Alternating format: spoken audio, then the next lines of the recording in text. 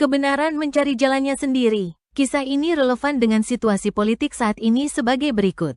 Pada suatu kerajaan yang besar, kerajaan yang rajanya bernama Sekara, kekayaan alamnya berlimpah. Namun rakyatnya tidak begitu makmur. Para pejabat kerajaan memiliki harta berlimpah, begitu pula para abdi setianya.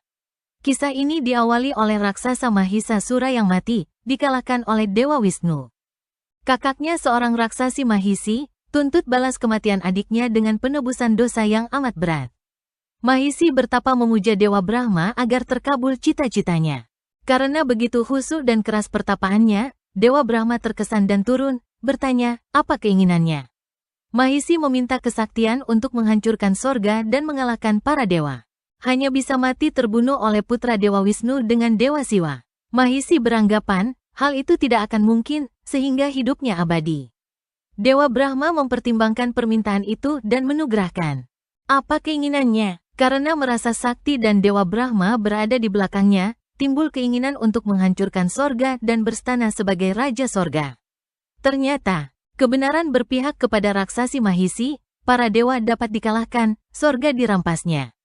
Akhirnya para dewa lari semua minta perlindungan Dewa Wisnu. Setelah mengetahui kelemahan raksasi Mahisi, Dewa Wisnu merubah dirinya menjadi seorang perempuan bernama Dewi Mohini. Dewi Mohini menggoda Dewa Siwa yang tertarik kecantikannya, timbul asmaranya. Dari pertemuan asmara ini lahirlah seorang anak laki bernama Manikkandan yang kemudian akan membunuh raksasi Mahisi. Suatu ketika, Raja Sekara berburu ke hutan. Sudah begitu lama tidak memperoleh hasil beristirahat di bawah pohon rindang di pinggir sungai. Tidak berapa lama terdengar tangisan bayi, setelah dicari ketemu terdampar di pinggir sungai.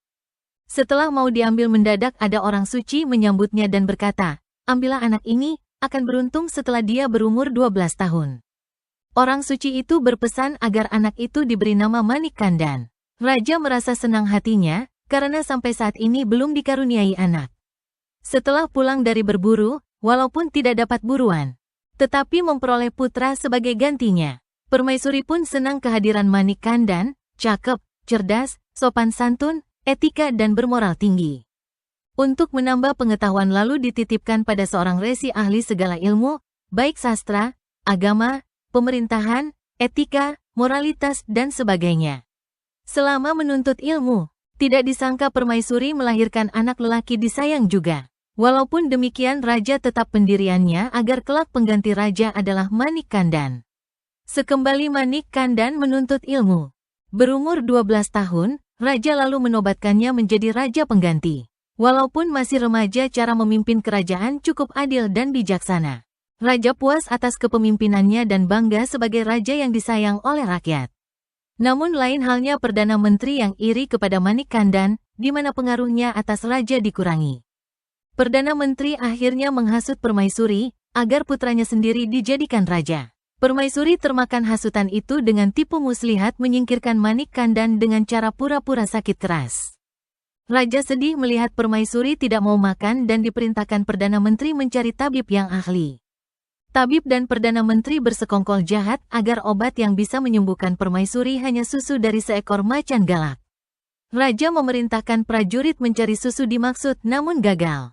Disinilah Manikkandan menawarkan diri sendirian untuk mencarinya.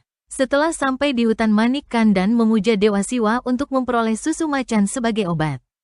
Dewa Siwa merubah para dewa menjadi macan dan langsung ke raja memberikan susunya dan permaisuri sembuh.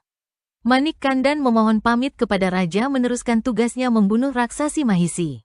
Kebenaran selalu menang dengan caranya sendiri. Semoga menginspirasi.